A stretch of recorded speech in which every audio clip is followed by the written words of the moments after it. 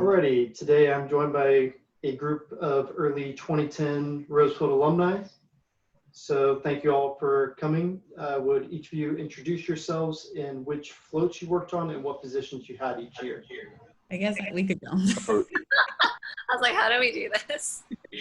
How about if I popcorn someone after we go? How about that? I mean, you can popcorn the next person. He's your club president.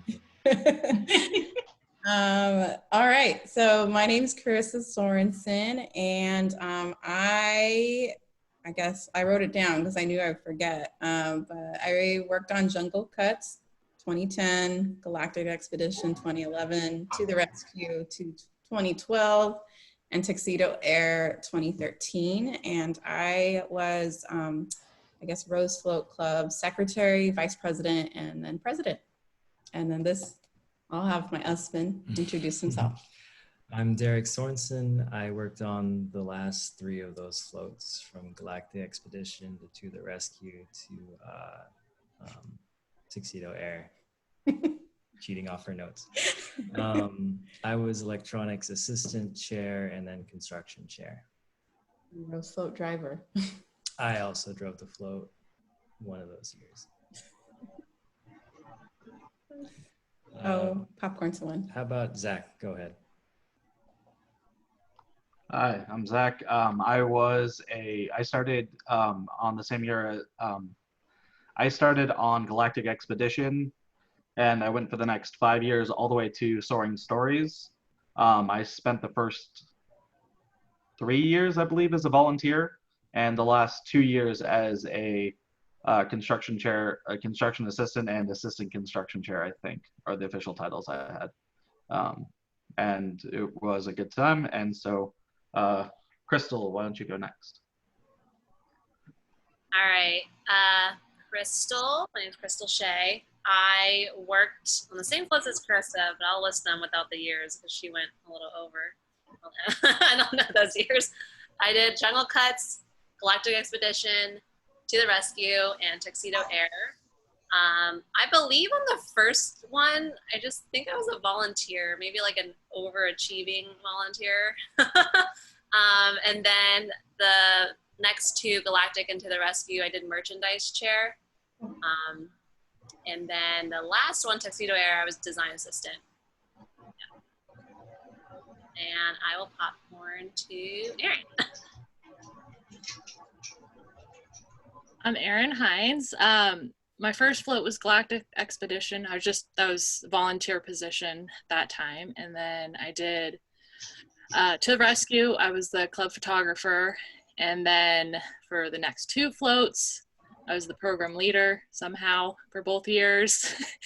And then for Bedtime Buccaneers, I was actually, I was working for the Rose Float after I graduated for about 9 months as just like a program coordinator. So more on the administrative side. So I will popcorn to Michael.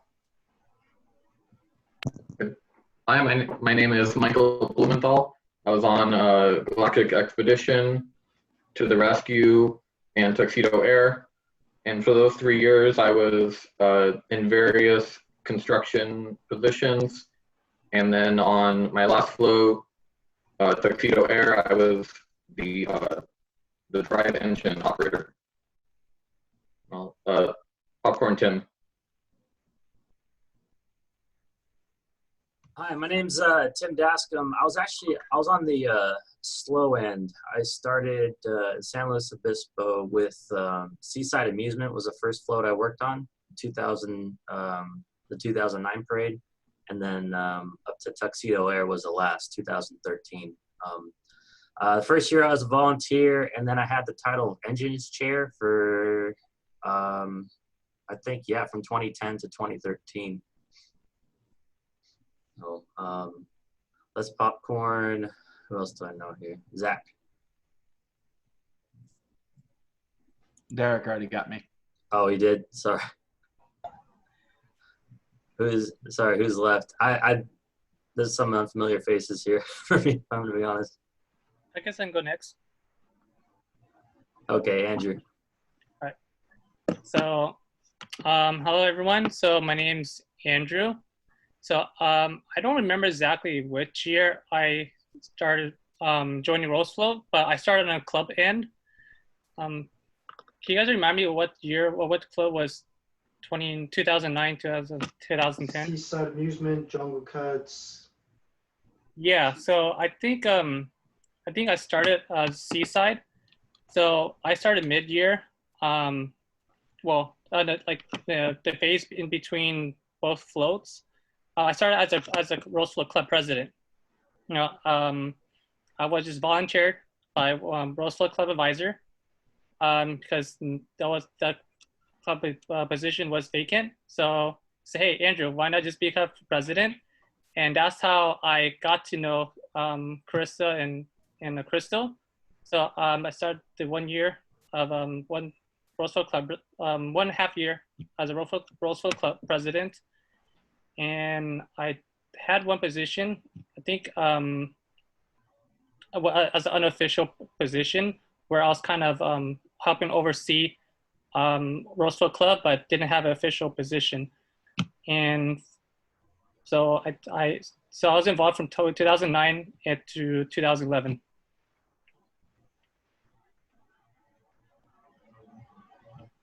So did everybody go, or we miss anybody? Okay. I can go. Sure. So my name is not Christian, it's Joey, but I'm on the Pomona side. I think I volunteered for Tuxedo Air. I think that's when I started meeting the majority of you guys in here. And then I joined club for Bedtime Buccaneers. Dude, I don't remember. 2014, I think was the first one. Yeah, 2014. And then after that, it was Soaring Stories. So I was like part of design team and photographer. And then Chris. All right, I guess I'll go last. I'm Chris Coon. I volunteered for Galactic Expedition, To the Rescue, and Tuxedo Air. And then for Bedtime Buccaneers, I was the club treasurer. I was the engine and hydraulics lead for Soaring Stories and the assistant construction chair for Sweet Shenanigans. Thank you all for your introductions. Now what we're going to do is take it year by year, starting with Seaside Amusement. So any stories you want to share about that float, feel free to share it. Well, I remember that was an interesting float because that was the only one I can remember where we had satellite vehicles. We had 2 electric powered go-karts modified, one from San Luis and one from Pomona.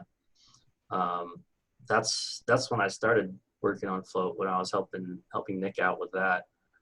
And then I would say I did a lot of work on the roller coaster as well.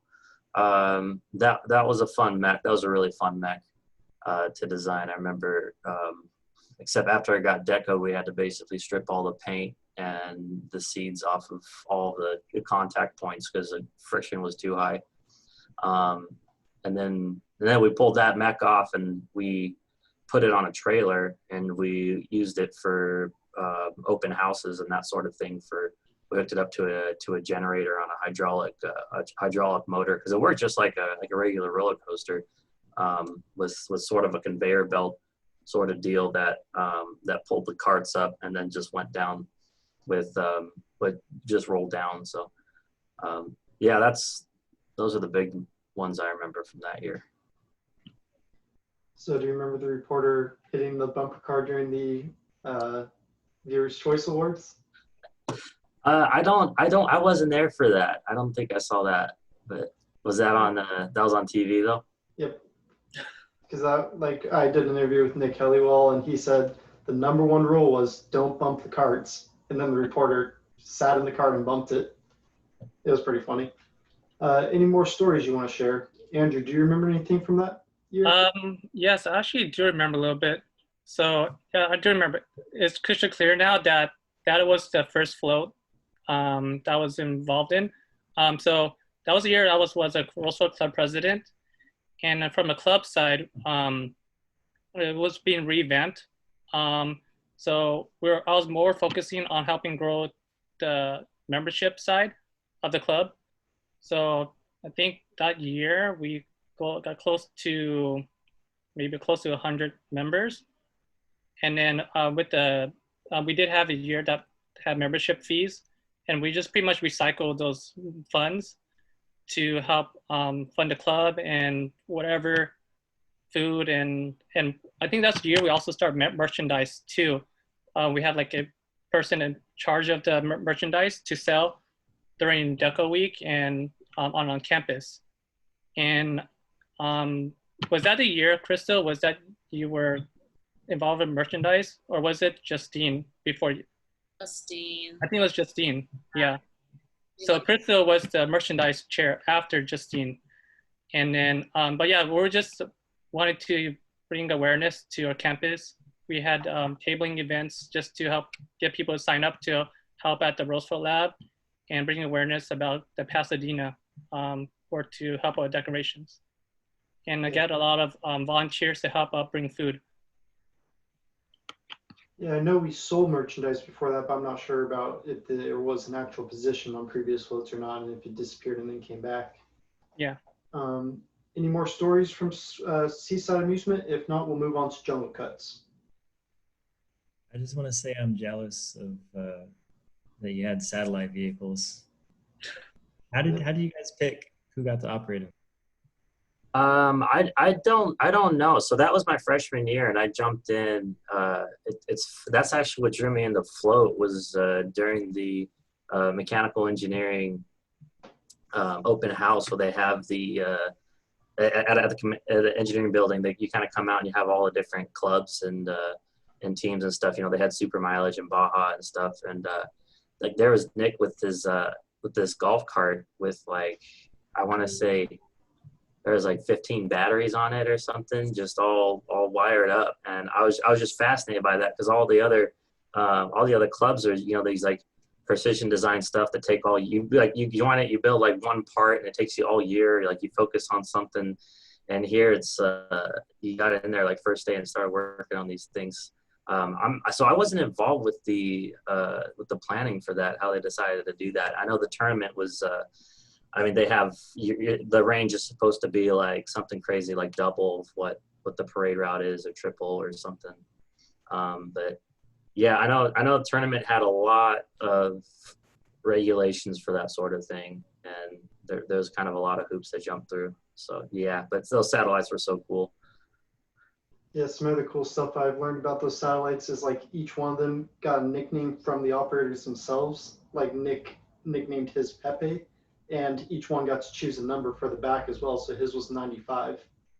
I'm actually going to be doing a future interview with all 4 operators from that year. So you get to hear about all the satellites, and tournament was very, like you said, it had to last twice the route. Tournament was very hesitant about letting them do the golf carts themselves. So they had to just drive them up and down campus all week just to prove that they could make it. Yeah, Nick drove that all over campus. Okay, let's move on to 2010 Jungle Cuts. Does anyone want to share stories from that year? That was the one with monkeys giving haircuts to jungle animals.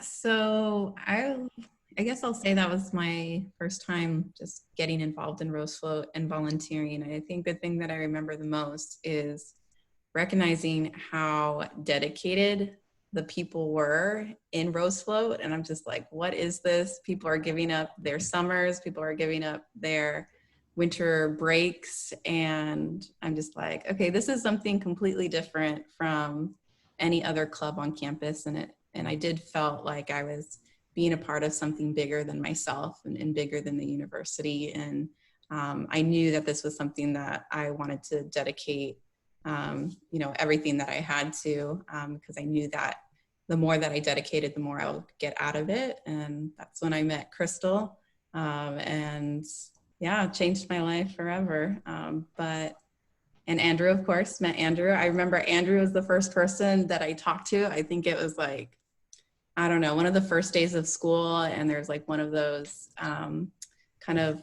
I guess, club fairs where you get to like sign up for all your clubs. And so Andrew was like, join Rose Float. And I'm like, okay. So thank you, Andrew, for that. But yeah, I don't know. I think there's just, you know, signing up. I don't think you really know what you're getting yourself into, but it's something pretty awesome once you realize it. Yeah, I mean, I can add to that. So that was my first float as well. Got to learn a lot of the naming of these elements on the float, which I can't remember at all, but some things, some of them are funny. Had a lot of great inappropriate shots done with the any of the figurines that we had late at night. I just remember like sleeping there almost every day. I wish Justine was on this call because I just remember her weird concoctions in the kitchen. And I celebrated my 18th birthday in the trailer. I was like, because my birthday is near the end of like when the float is nearly done. So I think I had most of my birthdays kind of there, which is sad. No, I'm just kidding. But it was, but it's like so many memories because all of us, like Karissa said, just super dedicated. Just there's definitely a big group, and the ones that are even here in this video, they're the ones that were there like quite late, and we had finals, we had midterms to do. So I think it really, to me, if you're in Rose Float and you can go to school still and be like even in decent shape, you're really able to like handle a lot of pressure and stress, because juggling that, and if you were also interning somewhere like I was, oh, so much. So I think Jungle Cuts to me was just like the first test of like, this is what hard work means. But yeah, I got a lot of fun decorating. I think I touched everything, but I liked hanging out with Justine a lot. So I did more merchandise and sold. And I think we met the person from like Cupcake War competition, like judge at that year too, during like the Rose Parade. So we're just having a blast, just trying to sell shirts and things like that. But it was fun, a lot of fun. Did you say you were sleeping at lab? I swear I fell asleep somewhere in the shed where the clothes were. Like, it's just, there's definitely long nights where you like are there all day till like 3 a.m. You're like, I gotta get back at 9 a.m. And I didn't even live on campus. You all, like majority of you guys did. So I was like, I gotta drive back to Corona. I remembered it. Yeah. So those are kind of my memory. My memory is basically just like getting your ass kicked, but having fun with your friends. The idea is we're all getting our asses kicked together. Yeah. So does anyone remember any of those characters' nicknames or the story about that fun move out with the bearings? No, I don't remember. I was mostly on a club side. So I think with Jungle Cuts, that was the first time I actually spent some time at the Rose Float lab and got some, hands-on experience with welding. And then also I had to go to Rose Float lab sometimes too, because to help with Crystal organize the merchandise there. Because that's where our merchandise held, because we had most space for. And that's like, that's, I already remember. Also, I can share that, I think that was the first float, maybe a long time or first time, where Pomona, both the club side and the engineer side, we did like a summer the leadership retreat or getaway to Big Bear, and it was really fun to build a bond, teamwork, and we stayed like, I think it was at a big cabin, so we just did like for like a 1 or 2 nights thing, and then from there that really kicked off the year, the Rose Float year, to I guess build friendships and like have like family feel, a lot of fun memories too. So I remember Jungle Cuts, Matt Mastro was the construction chair, and something happened. We had to go out there super late one night. I think I can't remember if it was before or after move out, but we were fixing something on the giraffe, and like a piece of steel slipped and like went shooting down, like fell down, and like almost took out his head. And it was like 11 o'clock at night. I can't tell you why we were even there doing that. Like he knew what was going on. I was just you're just kind of stuck with somebody when you're from SLO and you're like riding along with them. And that was also the second winner of the Viewers' Choice Awards, because this is the whole Viewers' Choice Awards thing. Do you guys remember what you thought of winning that one again, as well as the Bob Hope Humor Award, winning 2 awards that year? One thing I can remember that for one of the Viewers' Choice Award, we did like a huge like marketing / media post on Facebook and also on our university website. So I remember me and my team, our Roseville team, leadership team, we did pretty much as much spam as possible. And then there was a time where there was a limited number of votes. So I say, hey, like use your Pomona or your Cal Poly email and then vote again on your own personal emails. Like ask your family to do the same. So I remember for one of those 2 Viewers' Choice Awards, that's what we did. Alrighty, it sounds like that's all the stories we have for Jungle Cuts, so let's move on to 2011's Galactic Expedition. Karissa, you can go first again. Oh, I don't know. The thing I remember the most is the planet. I think that planet was super prominent and it was very pretty. And I remember during Deco Week just being on this super sketchy scaffolding and literally like laying over on my belly trying to put these roses in. It was a very scary but fun experience, and to know that it came out really awesome, and just how it came all together with all the colors and whatnot. That was the year where I took over merchandise, and that was my year of discovering that I can learn how to do and use Illustrator. So I actually got to design like a whole merchandise line. I had a full-on photo shoot with some of our members, and I can share those photos too, but it looked like a legit magazine. But that was the time where we played around with the design. I felt like it was more modern than the other shirts comparatively. It's because the old school shirts were just like classic, but I wanted to amp it up with some cool like gradient design. I remember I had like the talk with the printer, and I was like, it has to be like gradient on the helmet, and it was just so hard. Like it's really hard to get gradient. I'm like, but it has to be. I was just very like being a drama queen with the design aspect of it, but I really enjoy designing clothes as like a hobby. So it was just my way of, making my own clothing line without using my own money, and it was fun, and got to learn how to market and brand things, and just completely different because I studied engineering, but I was just like, I always had this little side hobby that I wanted to test out, and Rose Float allowed me to do that. So it was really fun. That was like one of the memorable times of just seeing your designs on people. That was also the year that I also started a new jacket, complete Cal Poly Rose Float jacket, and I saw a lot of people wear it, and people were like, "Oh, I like your guys' rose. Like it's better than the Tournament of Roses rose," and I was like, "Oh yeah." So that was just the total revamp of merchandise that year from what I felt, and it was really cool. And yeah, the planet was great. The rocket, loved the rocket. The little smoke that happened a little bit on the bottom was great.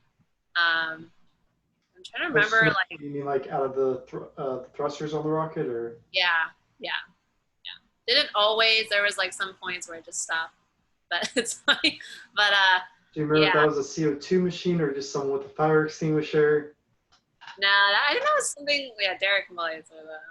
I think it was CO2 because I remember there were tall cylinders in the operator compartment that we had to sit next to.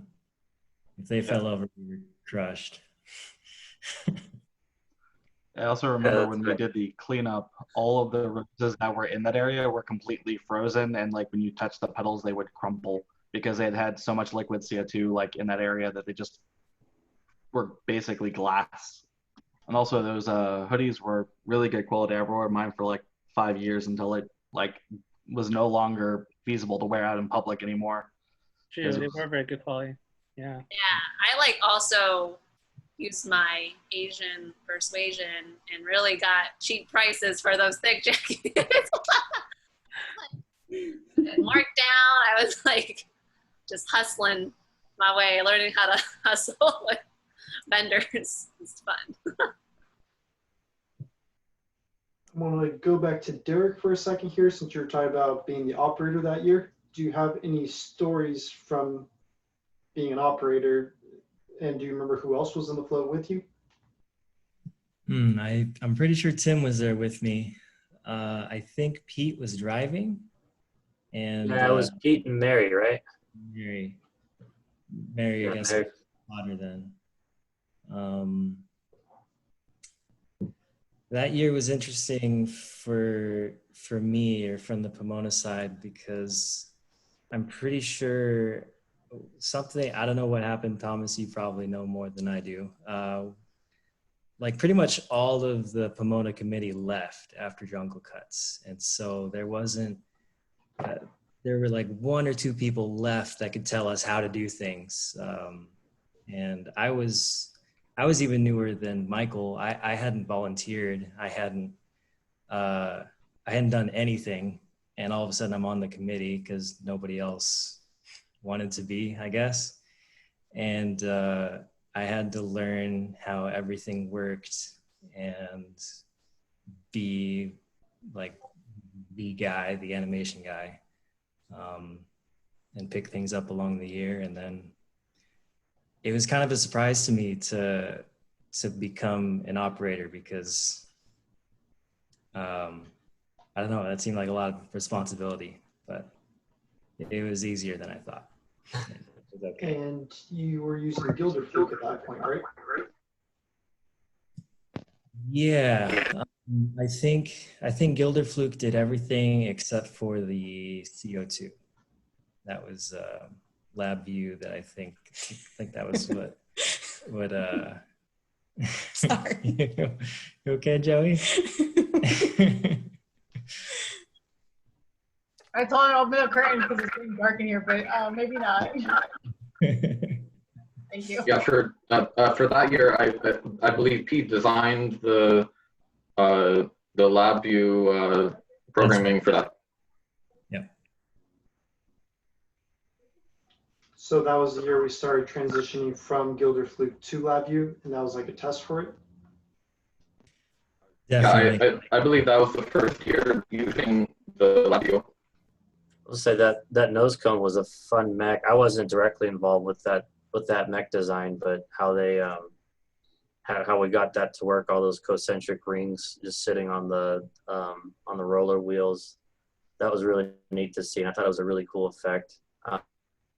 Those are the nicest mechs, the one that are relatively simple, and if they break, then it's not like a big deal. It still looks neat, but yeah, I remember riding in that with Derek, and that was a cold night, the night before camping out, and that was I think that was my second year doing the engine chair deal, where I did a lot of maintenance and sort of under the hood stuff to the slow drivetrain. Going back to the rings here, Tim. So it's just a bunch of concentric rings on rollers, and then did each ring have its own motor, or? Yeah. So each ring was sort of on its own track that rolled around. So then you had one rolling here, and then you had one smaller rolling this way, and they were supported by I can't remember how the whole design worked through the center, but it was but yeah, they're supported on the center, and offset just smaller rings as they moved up. I do remember there was a telescoping series of tubes that pulled right up, because it was also an overheight mech as well. because the nose cone was, I think, like 6 feet over what the at the very top for what could go into the bridge. So we had to get it to collapse a long way. That was one of the first like mechs I actually helped on and was welding for. And that was actually a lot of fun. So that Yeah. telescoping cylinder was the largest cylinder we could find in the junkyard. And because we had to build, structure around it, there was heavy box steel forming the telescoping mechanism. It put a big moment on the cylinder, which caused it to leak hydraulic fluid into the operator's cabin.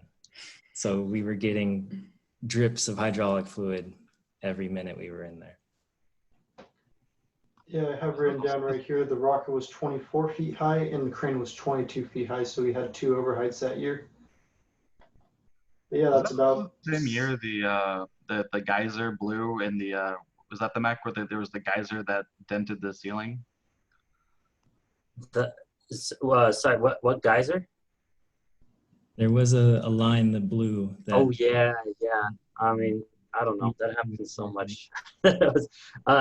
Yeah, you forget to connect the. That's right. That's what it was. Connect the line. I think.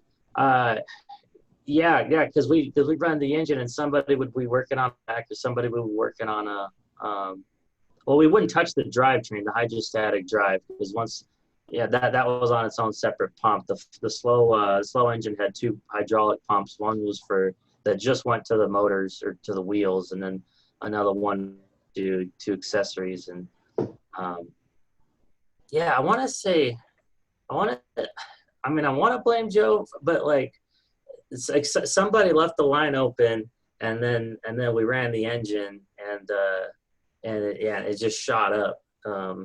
But I mean, I don't know. I feel like that because you disconnect everything, reconnect everything, and then you run it, and you kind of inspect the lines. You almost expect to see like 1 or 2 that aren't tight all the way or something. And but yeah, it was.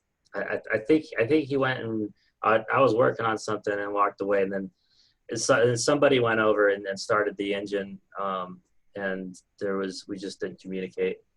And then so you get hydraulic fluid shooting all over Pomona's lab. I remember it went straight up, and you could see there's a red spot on the ceiling, but it was still.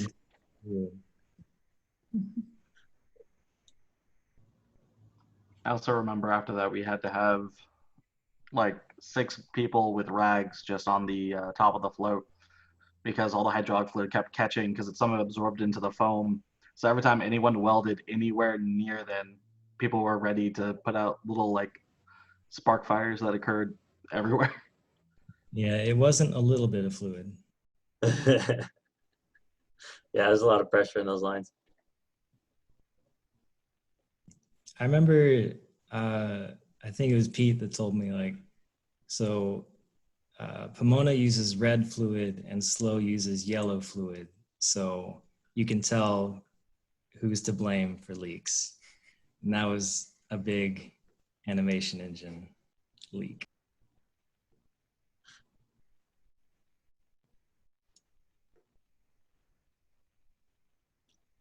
So I could have sworn that our fluid was red too. I thought it was all red stuff. I didn't know that we differentiated by color, but I can't remember what Pomona's. I remember there was something from a float, like 2 floats later, where we got a new set of hydraulic fluid that when the old red one and it mixed together, it made a sludgy film that clogged up the engine. So we had to go through and use basically wire brushes to clean out all of it. And it was a very intense process. I think that was what our hydraulic lab worked on for most of that year, was just getting all the tubes out, because we also had to drain all the hoses we had in the back, because if it introduced any more of the red fluid in, it would start making these clumps that would get caught up in the filter and the pumps.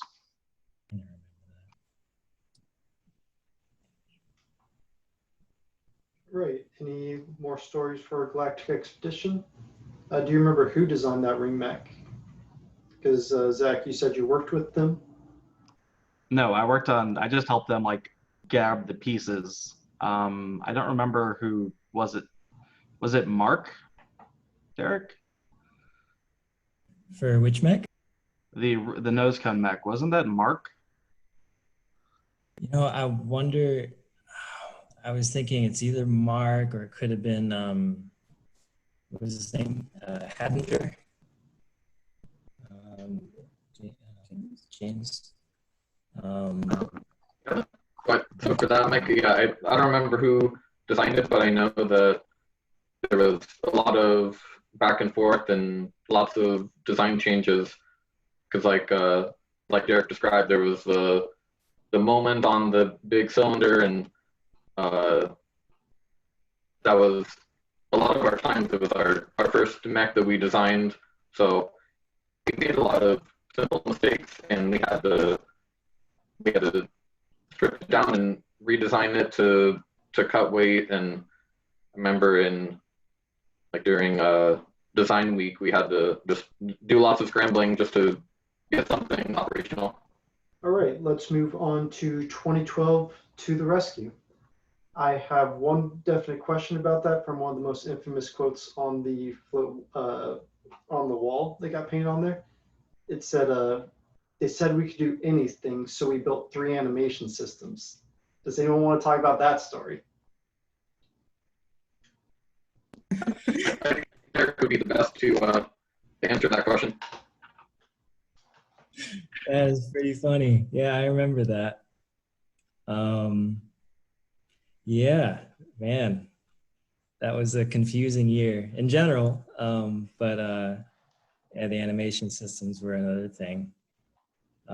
There's just a lot of, I think we had very smart driven people on both sides in Pomona and Slow Electronics with Blue and Nick, and we all had our own projects to do, and we were trying not to step on each other's toes.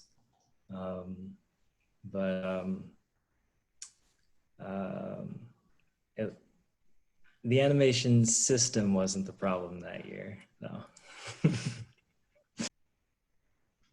So the 3 animation systems we're referring to the 3 individual projects everyone made. Yeah, I think that would be Yilder Fluke, LabVIEW, and then the I think my senior project, which wasn't used in the end, but yeah. Okay. Does anyone else want to talk about To the Rescue? I want to say something. So that was the first time that we had one of our own students, or whoever the family member, whoever designed it, and that design actually make the rendering as well.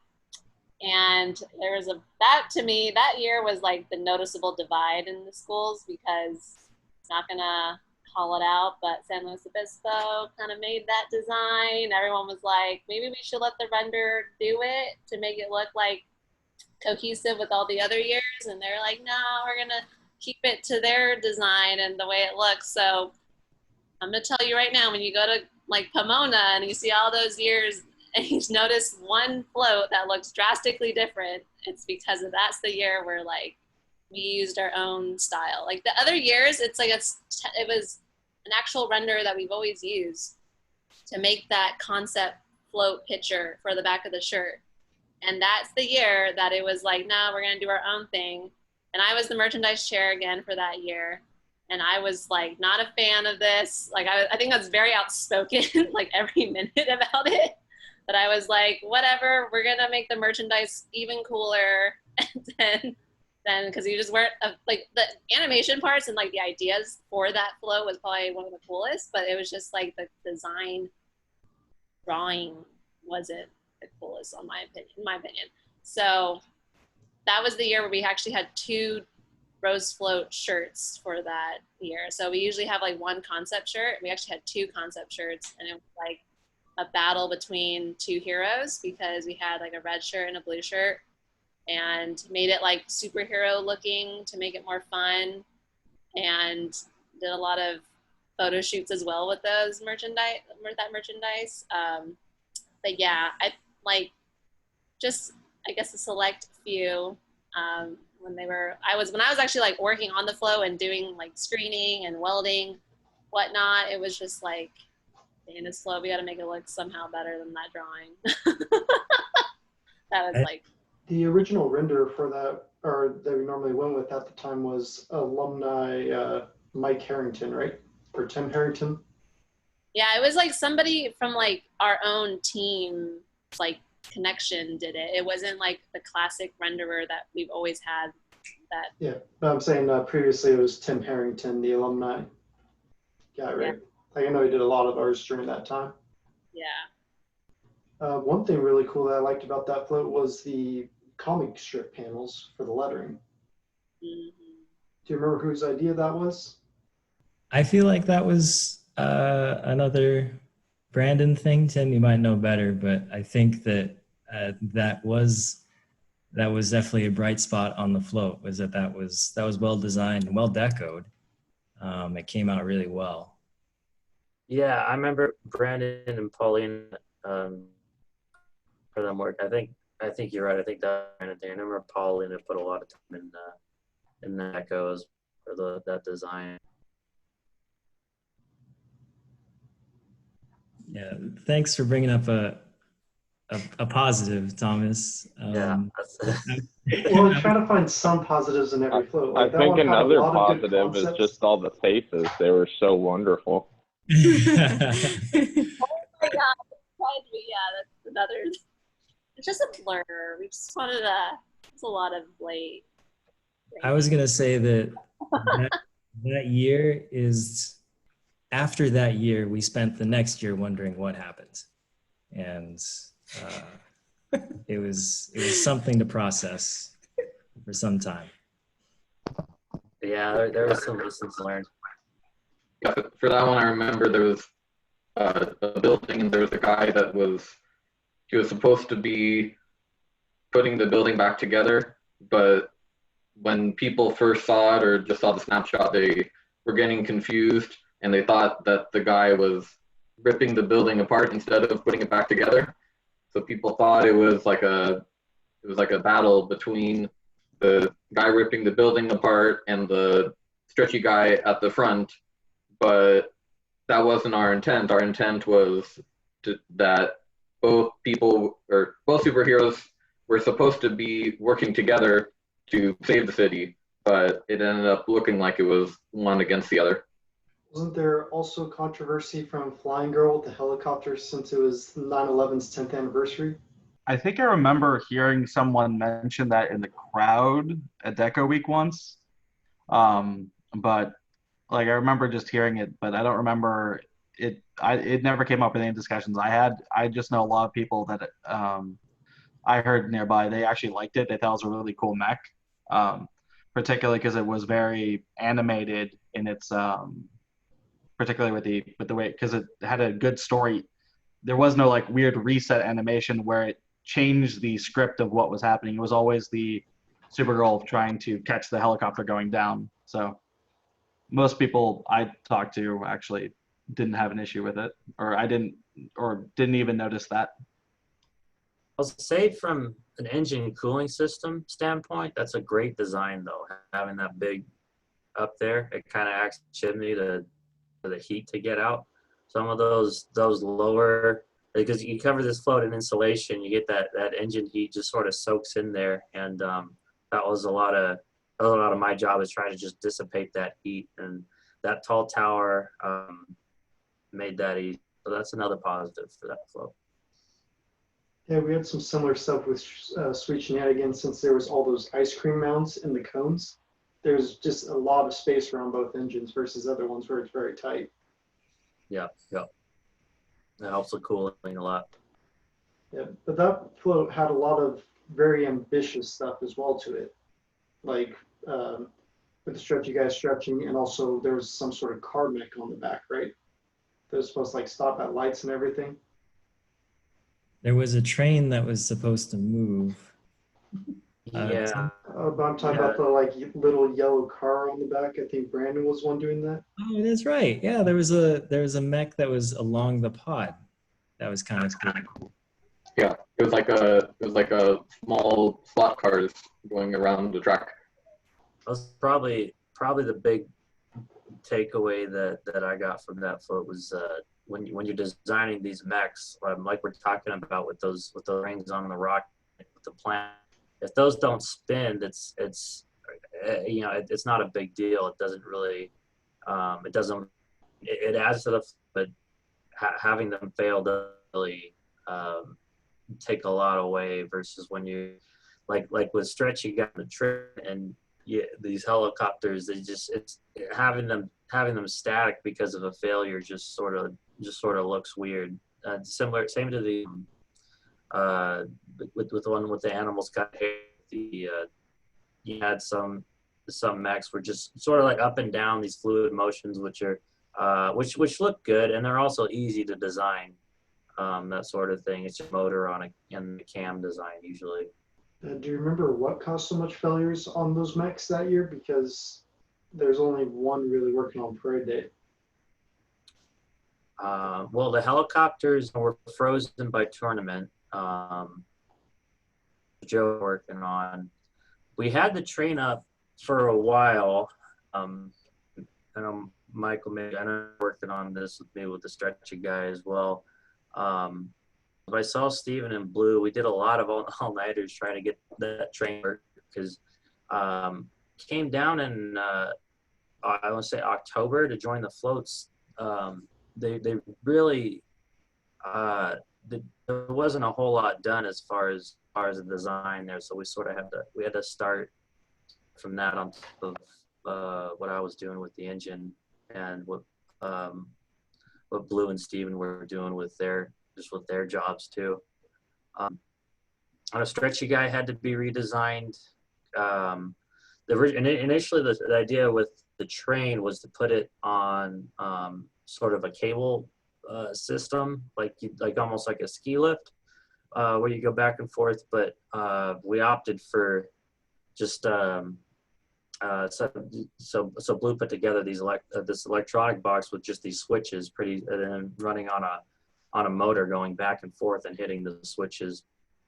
We had a lot of trips to McMaster-Carr running through that, and we got it working there for a while, and then I remember I had to move out, or we moved over to Stretchy Guy. We didn't get the chance to test it as much as we typically did, especially for a mech that complicated.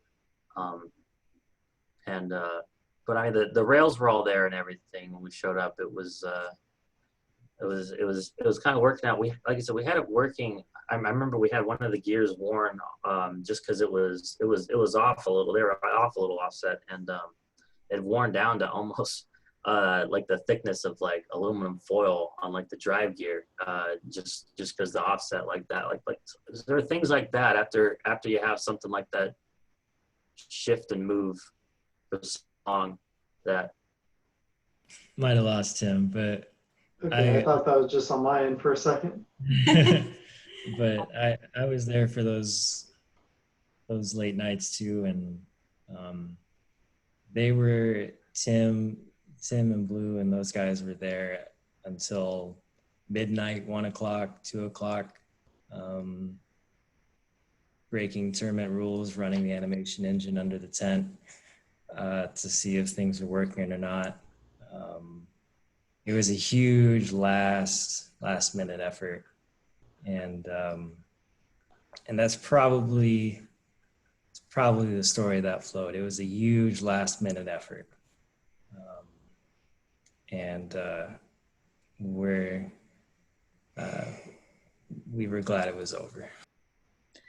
Yeah, that was like my first like full year of a float, and I guess it was somewhat seeing it from new eyes. It probably wasn't the best float to start on, but I definitely could see there was a lot of taking on too much that was a little more complicated than what we were able to accomplish. And yeah, it was a lot of, I think, partially waiting to the last minute too, to, kind of beat out some of the rough patches to, you know, that's why there's a lot of mechs that, you know, didn't quite make it. And we ran just too many issues at the end because we took on too much.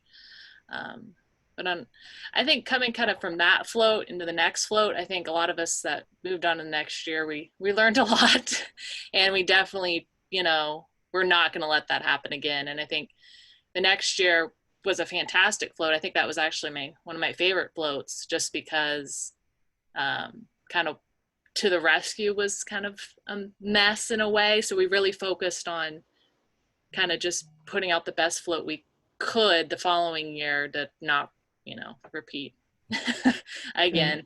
I think that's a good transition, Erin. So would you like to kick off Tuxedo Air? Oh, sure. So yeah, Tuxedo Air. That was an interesting year, I guess, for my part a lot. I appreciate a lot of people's patience because To the Rescue, I was just photographer. And so coming into Tuxedo Air, just with being a business major, I wanted to get more onto the leadership side. So I did the, what's it called? I guess assistant program leader, what I was called. And there was just, the program leader had some, I think, academic issues. So I suddenly was program leader going to my second float. And that was a big take on. So I really appreciate a lot of you that are here now, your help, because I mean, I knew basics, but I really appreciate that leadership team that year, you know, helping me along, because I kind of knew the basic process, but a lot of the details I really relied on others, their knowledge of, you know, animation or the engine and all that to kind of make it all come together. But yeah, so I think just that year was a little bit thrown off too, because I think I took charge like May or June. So I think when you're kind of started off the float, we kind of have your set leadership team in January, February, and then all of a sudden your kind of new leader in charge was a little bit of throw off for the team from what I remember.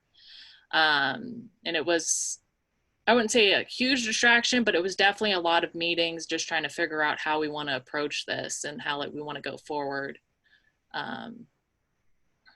So yeah, that's kind of what I remember. But I mean, luckily it was an easy transition and we moved straight into, you know, this, I guess it was about the summer. So we, you know, we'd had a really good schedule that summer from the previous year, really dedicated to, you know, specific lab days, making sure everyone was there. Just so we were far enough ahead to where we didn't have to do last minute, you know, not changes, but having issues last minute. We were really on top of making sure everything was done ahead of time. So, you know, we could avoid those last minute problems.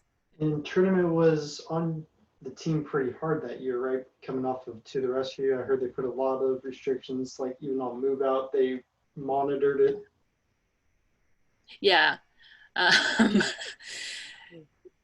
think partly tournament is, you know, they are tough on us just because we're students and, you know, but we're also, you know, quite known.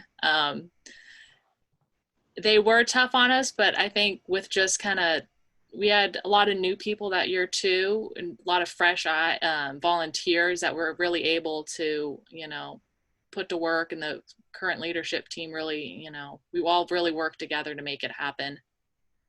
Yep. And I heard one requirement that was a really good requirement tournament push was having dedicated structural welders that year, because the previous year To the Rescue, they let volunteers do some of the structural welds. Yeah, I forgot about that. Yeah.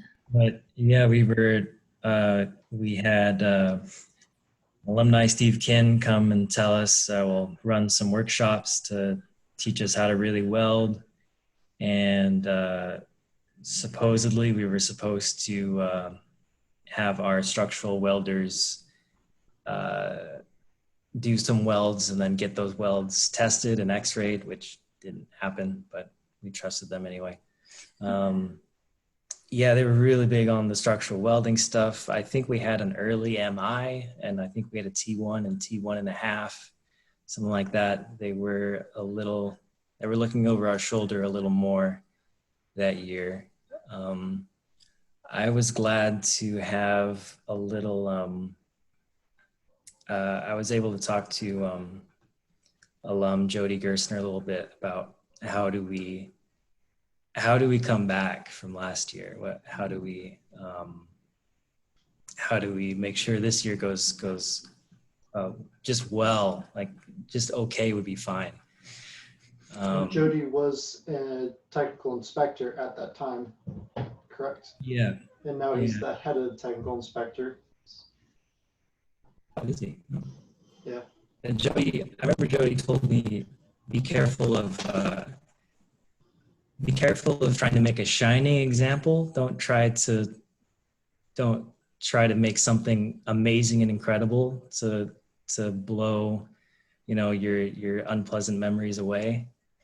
And so that kind of, I think what that float did well is it's kind of a simple idea executed,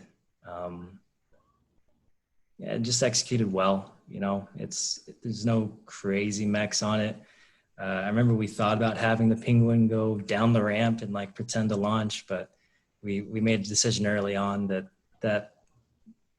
that would be cool, but perhaps not worth the effort because the story is still clear with the penguin on top. And probably coming off To the Rescue where you saw the effects of resetting the mech, that probably, okay, let's not go that route, right? Exactly. Yeah. Yeah, the reset animation was definitely a big talking point. I remembered a lot of it. Absolutely. And that was one of the few years where basically the initial concept was basically the final product. Like it looked pretty close, right? Yeah. While other concept contests, the final product looks very different but it looks close to the rendering. Yeah, I think just from the previous year, at least I remember in a lot of meetings, we put a lot of thought into a lot of what we were doing just to make sure we didn't have a repeat of the previous year, but at the same time, we didn't want to try anything new and crazy, and we kept it simple. So. Yeah, that was the year, since that was like a redemption year, and that was my first time being on the design team. I I guess I haven't, no one really knows that, but I designed the front, the title of it. And if you notice in the wings, that like badge in the middle of the wings is the same shape as the superhero that I did for To the Rescue when I was designing the clothes. I was like, I'm gonna take exactly that design shape and put it in the front as like To the Rescue on it. I was like, we're gonna redeem ourselves from it. So it's like it was a secret little piece, and I was like, it was cool to see something that I like drew up, and then like the team, I think Mark got to like saw all the words out and the shape of my badge and everything. So it was really cool. I was like, oh yeah, it's there. But I also forgot, I just realized we haven't mentioned this, but all of our floats, I think since I was in Jungle Cuts, all the floats had hidden Mickeys on them. And I'm glad you mentioned that. Do you remember any of those hidden Mickeys? Yeah, hidden Mickeys are fun. I even did that kind of persuaded me. So also in school, like I did graphic designing as like a part-time job, and I would put hidden Mickeys in all my posters because of Rose Float doing hidden Mickeys. I was like, oh, that's funny. So and the hidden Mickey on Tuxedo Air was on one of those book stacks, right? Like on the yeah, I believe so. There was like a few. We were just getting a little extra, but those. I mean, I felt like that year everyone was like, I think we did well. Definitely did a lot better. We just wanted to have a new memory. Yep. Oh, and one thing that I forgot to bring up in the last one was To the Rescue was the first year of being California Grown Certified, and it's been a tradition ever since, as well as the last year Viewers' Choice Award as well. Correct? You know it all. Yeah. From what I remember, I think they realized that Cal Poly was going to win every year, the Viewers' Choice. They just kind of stopped it. Yep, all that good advertising Andrew started. Yep. I know that year when we foamed that ramp, I like immediately went down that thing. That was like the funnest slide when it was. It's like everyone needs to go down it just once. That was fun. Yeah, that fact that the slide was also so slick made putting in the runaway light neck rather difficult, because every time anyone would attempt to go in to put in one of the top ones, I think it was Kayla shifted like twice and came sliding down whenever she tried to put in the mechs, and so it took us probably 3 times longer than we thought it would to get those installed correctly, just because everyone kept, as soon as they got up there, if they shifted wrong, they just slid straight down. And I think they're really cool. Were they just rotating and decoed yellow and red? there was a plywood board as the centerpiece with a half dome on each side, colored yellow and red. That was Yellow and white. Was it yellow and white? Yeah. Yeah. And the big one was the controller for that particular mech, because each of the different step motors required 4 inputs, and we had done a couple control programs that had several different patterns where it would cascade the light going down, as well as where they would alternate, where it would go, one would rotate, the next one would stay stationary, the next one would rotate, and so they would flick back and forth. I think there was like a total of like 4 or 5 different programs, but we had massive amounts of cables running underneath there just because every single motor required its own. And we also had to put in, if I knew what I knew now, I could think of a few things to help us, because one of the problems we had was the controller we had did not have enough power to actually reach the furthest ones. So we had to overdrive it just so that way there was still enough current going through the cable at the time to trip the motor to actually make it do the animation. And I forget, it was like close to like 300 feet of cables was required for that. Yeah, it took up a lot of space in electronics trailer for a while. But Zach, what would you have done differently, since you said you have the knowledge now? Oh, there's something called a relay driver, where when it gets a signal, it will transmit a boosted signal from a power, so it can, with different threshold, different gating voltages, where we did not incorporate that at the time because we were not considering it at the time, just because it was did not want to have a secondary power box inside the ramp area. It was driven strictly at the control box.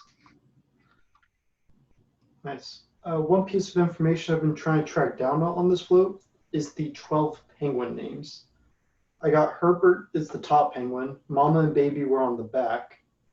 Then I have some other names written down: Professor, Shirley, Bonnie, Tux, Alvin, Simon, and Theodore. Does anyone remember the waving penguins up front? I'm the one that told whether we had to name it after the Chipmunks, because that was like the year when it was like coming out with the musicals. I was like, I feel like Theodore. I remember we were like I really love Theodore as a chipmunk. And were they the ones on the off camera with the wind tunnel with the sweaters, or were they the ones in the classroom? Because I've heard both. I think the classroom, if there was 3 like near each other or There was something. 3 on both sides.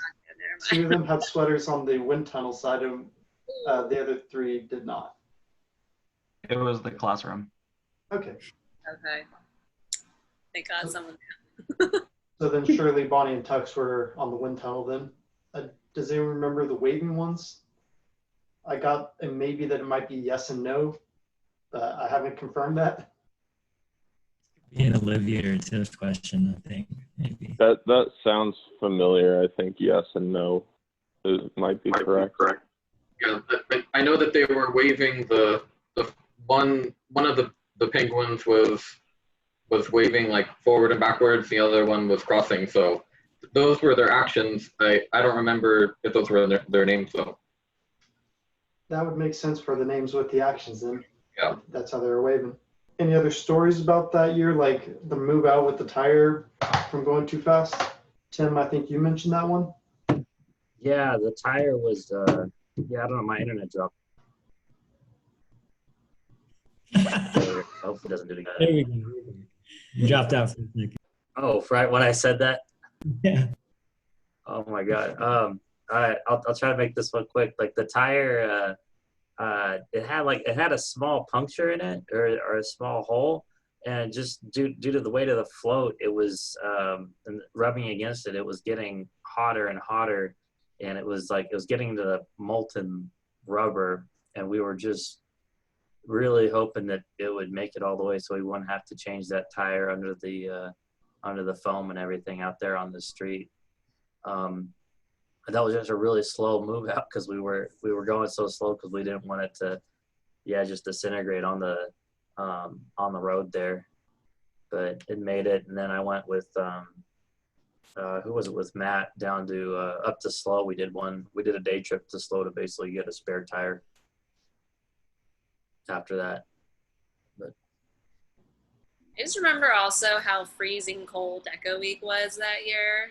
Like, I remember up on like some type of platform, and I was like gluing, and I was just so cold and numb. I couldn't feel my fingers anymore. I was like, whatever. And it was like better to deco with your bare fingers than like gloves. So I was just like frozen finger like poking, and it was just like, yep. And just so numb. That's how, like, I live in New York now, but I can, like, everyone's like, why are you not cold? I'm like, I know at the point when I'm numb, it's fine because I don't feel anything anymore.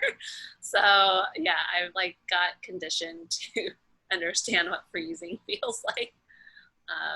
But yeah, Deco Week was so cold, like a lot of hot hands. Was that the Deco Week where we finished really early, or not Deco Week, Design Week, where we kind of had some free time somehow? Maybe. Anyone Yeah, remember? I was like, just like, Yeah, I just remember we were doing other like lab projects because people didn't really have stuff to do, which is a good thing. But I mean, there were still things to do, but a lot of the team didn't have much to do, which is, yeah, I think, the remember only year. digging trenches and putting up sandbags in the lab. Yeah, there was the flooding, so we're like, oh, let's put people to dig some trenches. So they have nothing else to do. Alrighty, let's move on to 2014 Bedtime Buccaneers. As of today, 2020, that was the last Cal Poly float that had a satellite on it. Yep, I designed it. And that was out of a golf cart that you guys got off Craigslist, right? I believe that's correct. Yeah, that's where we got it.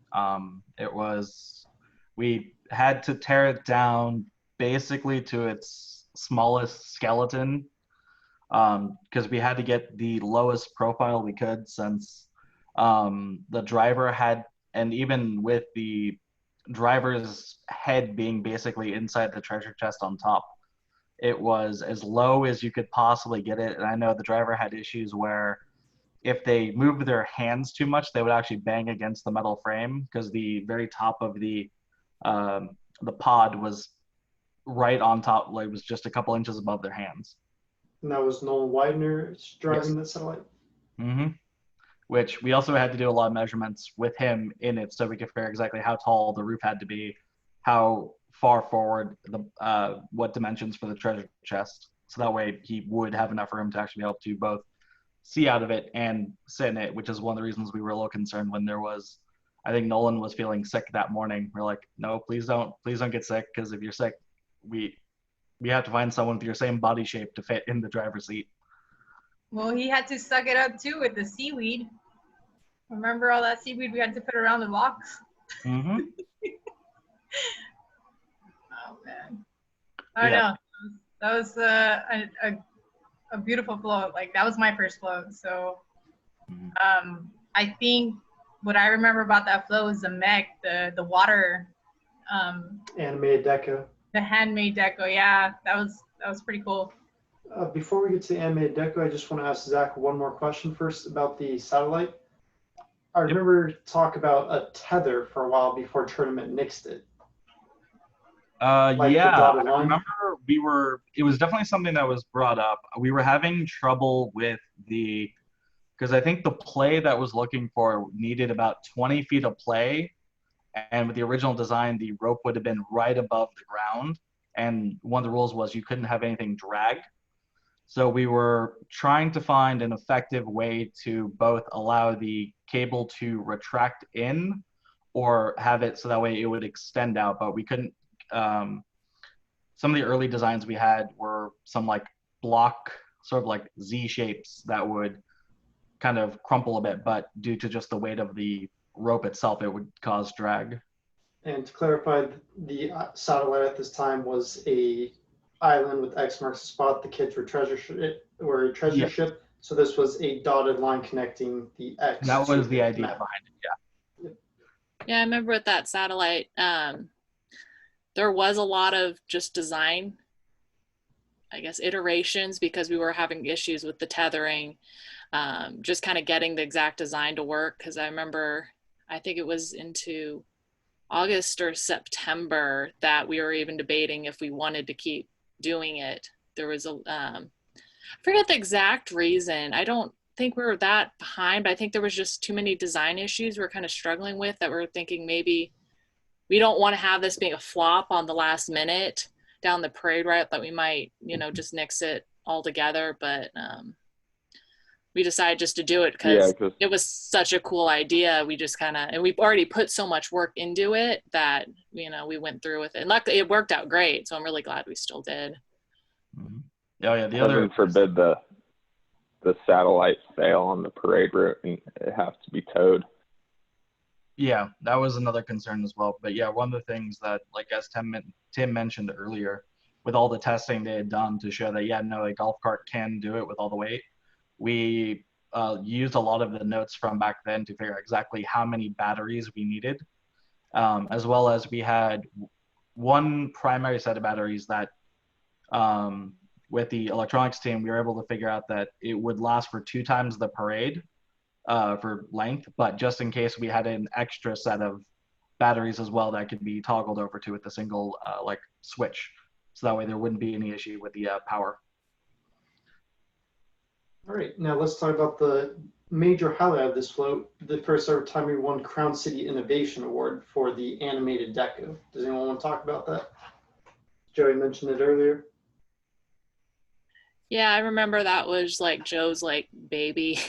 It was just like everything he focused on that year, because it was such a cool idea, but in a way it was like it's never been done before. So there was, and then from what I remember, it was like there was so many individual moving parts to get it to like all work together. It took forever. And I want to say it was like in December that we're still playing with it, trying to get it to, you know, be consistently working, because it would be every once in a while we'd get it to work and be working for a while, then all of a sudden it would just stop working again. And this mechanism was basically a crank driving a bunch of individual irises to make a wave-like appearance for water effect. Yes, yeah, exactly. So yeah, with each individual one going, you know, that it was just so much coordination, but just the fact to build it and all those parts, just it took a really long time. So really happy that worked out, because for how much time he put into that. And the flowers used were irises, which were blue, so they were pretty fragile, so you couldn't test it much once deco was already applied. And it also had to hold the vials of water since it was irises as well, right? Yeah, that's right. So then, yeah, so it wasn't really until there's a lot of, I think, I remember we built like a little smaller, just off to the side testing so we could play with the flowers and everything. But yeah, it wasn't until deco week that we're actually, you know, like, is this gonna work? Like once we got all the flowers on, it was still a little like, you know, crossing our fingers, this works. So does anyone remember what the kids' nicknames were, or if they had nicknames other than just boy and girl? Honestly, I thought it was boy and girl. I think it was. Yeah, I don't think we named them. Very creative nicknames that year. Well, we were complaining about, remember we were having trouble with the human heads and stuff, like decorating that. And then we finally figured out, or I think Slow came up with it, right? The concept with doing it with their architectural the laser printer. Yeah, I think it was Eric. Eric came up with it. We were saying no, we can't do human heads again because, you know, every time we've done them, they were terrible. So we definitely can't have a big 4-foot head be the center point of the float. But we came up with CNCing the foams. I think they ended up doing foam core, and laser cutting it out just because that's what they were used to, but it turned out really good. Actually looked like, well, they didn't look like real humans, but, you know, cartoon humans like we were going for. And just a fun little side fact, the renderer that year, Tim Harrington, the alumni, he actually based most of those kids off his own kids. That's just a little side fun fact. Oh, man, I was the treasurer, and I was saying that we should raffle it off and let people pay to have their kids be the faces. Oh, I do remember the bed was a giant. It had one big pivot joint in the very back, and it was only two pistons in the front right and the front left that actually made it move and let it rock. We had a lot of concern with how much it went up and how much it went down, because it really closed in on where we could put the operators that year. Since one of the convenient things was that particular year, I think Amy was the Pomona construction chair. So we were able to get away with quite a bit of a much smaller cabin space for her than we would have for other members of the team. Yeah, because that year you guys had two people in the front and two people like towards the back in the chests on the back of the bed, right? All right, let's move on to Soaring Stories. 2015, that was the Griffin with the pop-up books coming to life. Joey, I think you should kick this one off. There's a little bit of delay on design, right? Like with the rendering was originally 3 pop-up books, but it was the choice of which one of these 3 concepts for the pop-up books are we going with, right? I honestly don't remember now. I could speak to this or Yeah. start Okay, writing. Yeah. So yeah, I remember the original concept was the 3 pop-up books, and it took quite a while for us to kind of, do we want to take on that much? Just kind of the way the float was designed, it was going to be a little, you know, to see from like the audience view, it would have been like a good camera view, but to be like from the side, it was a little, I think, too much walls with the books. And so we had to play with the design quite a bit to get it to finally decide, okay, let's just, you know, how it looked with the one book and yeah, more of the pop-up book. So what I remember. I just remember it looked so plain going into Deco Week just because it was a fairly plain float. We did a lot more with flowers that year than, you know, smaller animations and things like that. So I know we had a live floral wall on the back. I believe Young had been doing that over the summer for work or something, so he wanted to incorporate that. But it turned out to be the coldest parade in recent history, so we were worried about that dying as well as the operators dying from the cold. Speaking of which, any fun operator stories, Chris? Because you were the animation operator that year. The one thing that really sticks out in my mind, well, there were a lot of, I had to hustle out of the float when we were moving it multiple times because a lot of people were trying to like touch the float. They wanted to come take pictures on it. But the one thing I remember, we had a nice hammock underneath the float that year. And I was there trying to sleep a little bit, and I hear some people walk up and they just go, "That's a shitty eagle." So from then on, at least for the operators, it became known as the Shitty Eagle instead of the Griffin. You actually redid the animation engine during Soaring Stories for your senior project, correct? Yeah, I did it just because John, the construction chair, I guess he was engine assistant before and he didn't like it.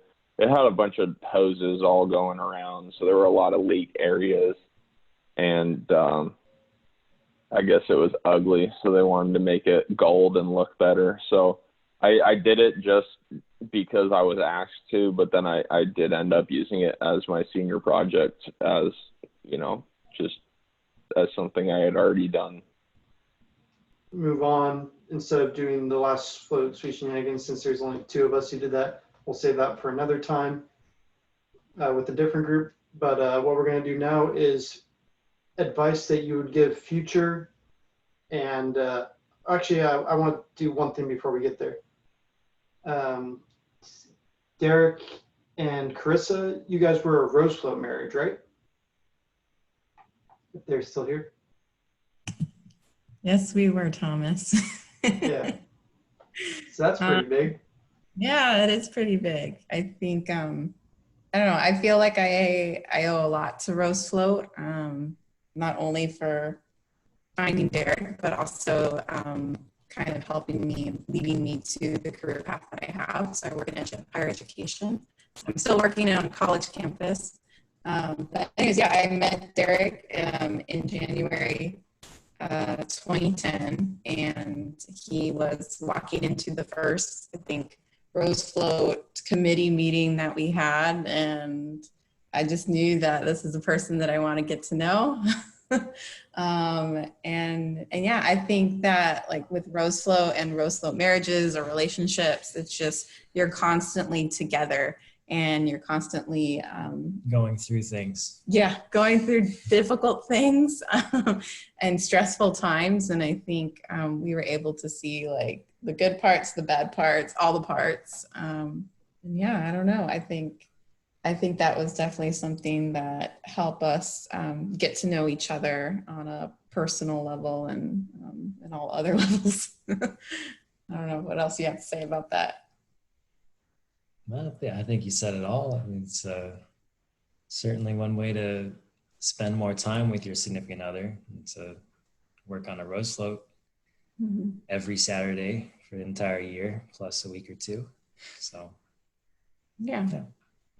So now let's move on to the final question for the group. What advice would you give to current and future rose floaters? Stay in school.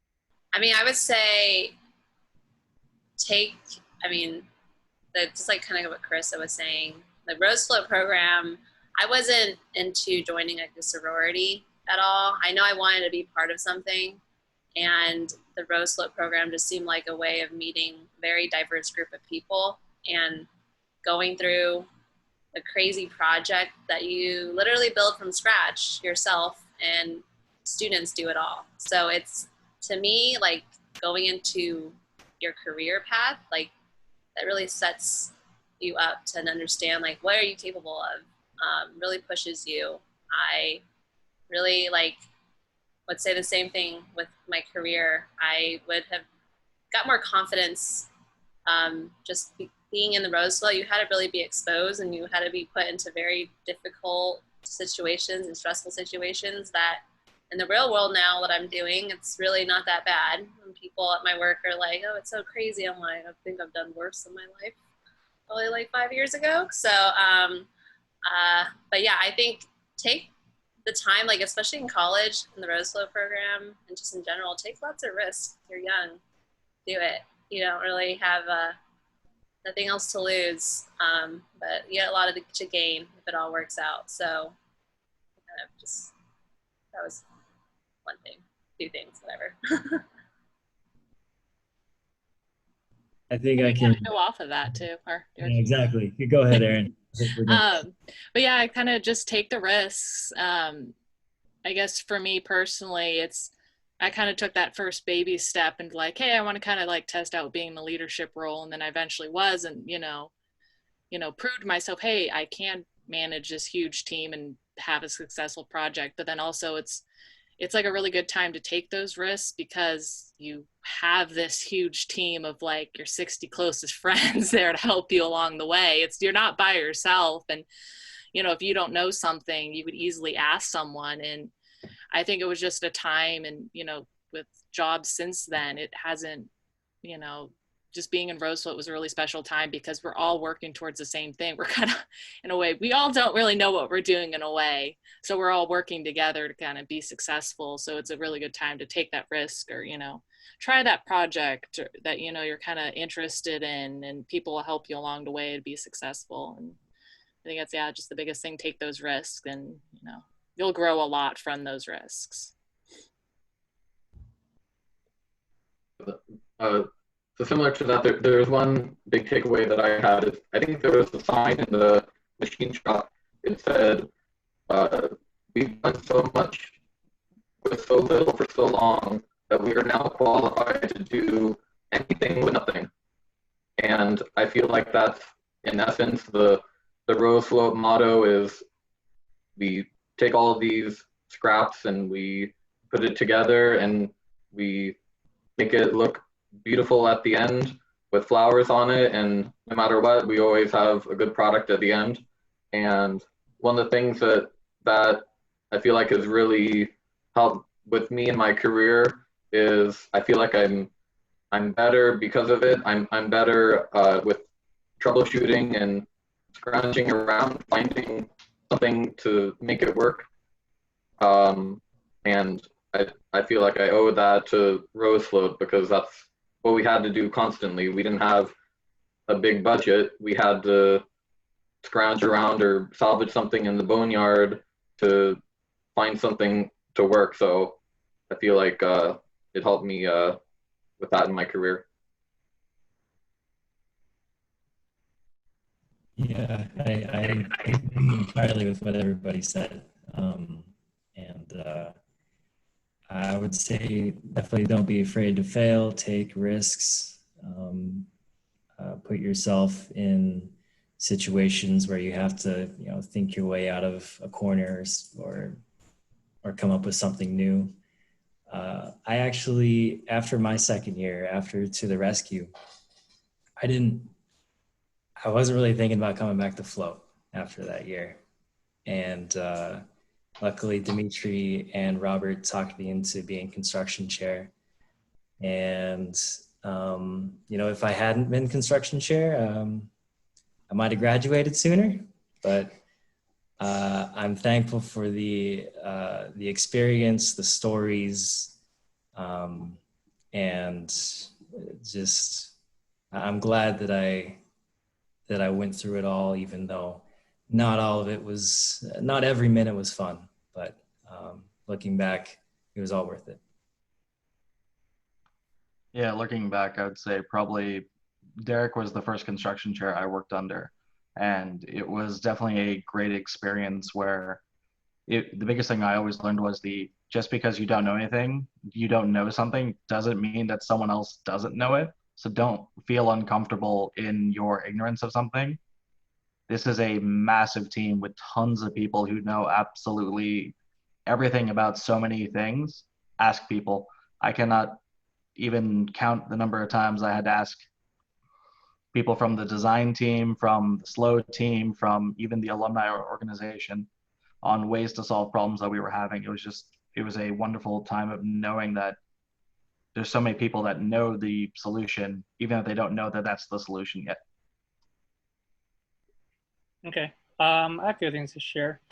So reflecting back in my Rose Float years, from 2009 to 2011 or 12, like coming from a business side aspect, it's like I really cherish all the connections, and being in a put in position of a leadership position. I really cherish all the memories, relationships, and be very grateful to be surrounded with so many talented individuals. I truly believe that all the minds and hard work, if it was just composed of all San Luis Obispo engineers, like accountants, and everything that you can think of, like you study major in college, like we can really dominate the world, in anything aspect in the engineering industry. But I really cherish experience that you're not afraid to fail, because you have a supportive team to back you up, and the friendships that after Rose Float is very valuable too.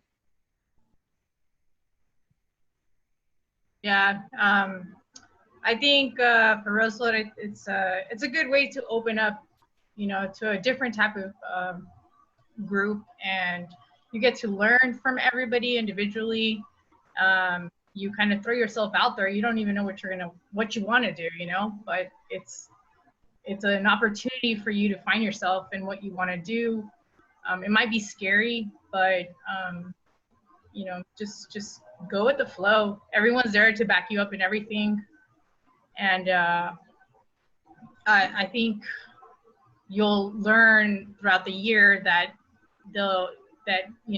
you appreciate everything that you've done throughout the project, and like your result at the end of everything, like your accomplishments. But I don't know, it's a good way to go.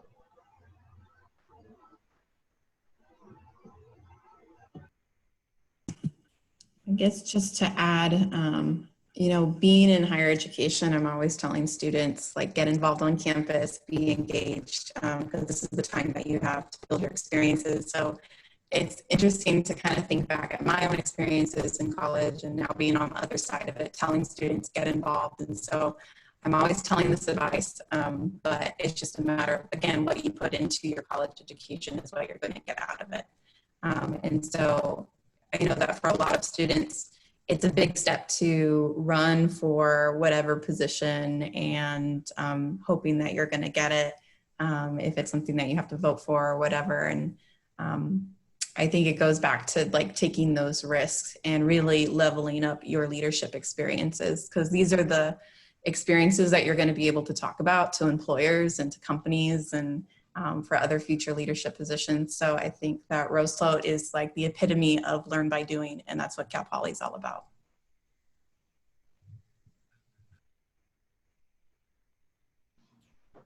Any random story though, if you ever want to hold large stacks of money, you just join the merch side, because that is literally, we had so much money to count. And it was like a random story. Me and Sabrina had to drive up in the hills of Pasadena because it was sketchy. And it was like, I don't want people to see this money.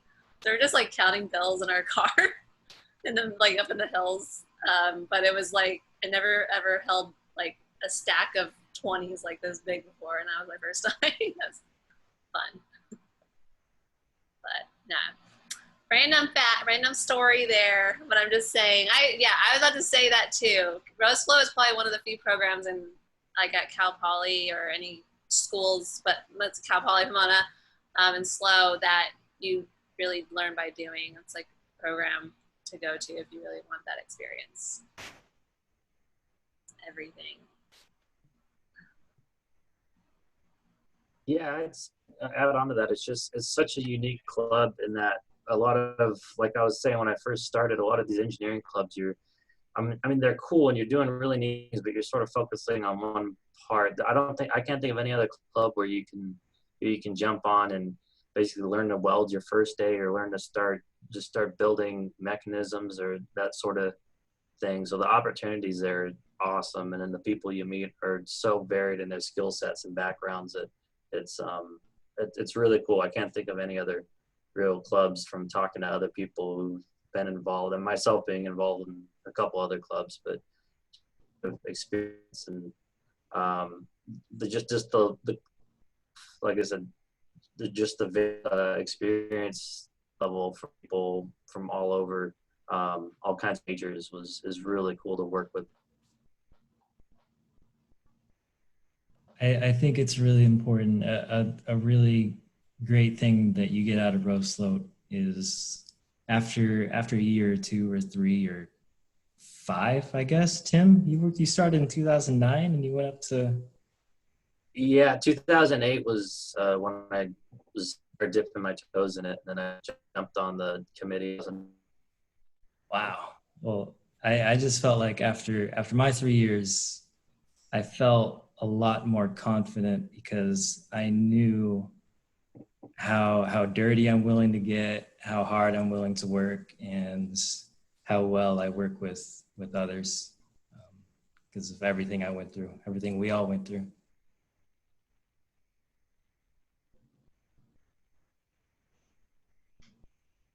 Chris, we haven't heard from you. Any closing remarks? I mean, I'd agree. I think just take try to get as much experience, especially if it can help you with your major, because through welding and hydraulics and everything, I've used a lot of that in my career. Like even last week, you know, something came up on whether we could weld two different types of stainless steel together. So, you know, I have more knowledge on welding than most people.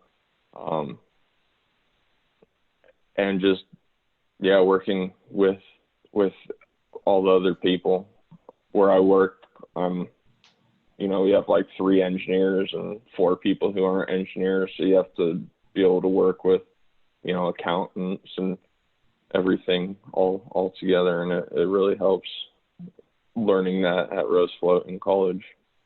Thank you everyone for your time. I appreciate everyone out here doing this interview with me for the Floats YouTube channel. Thank you, Thomas.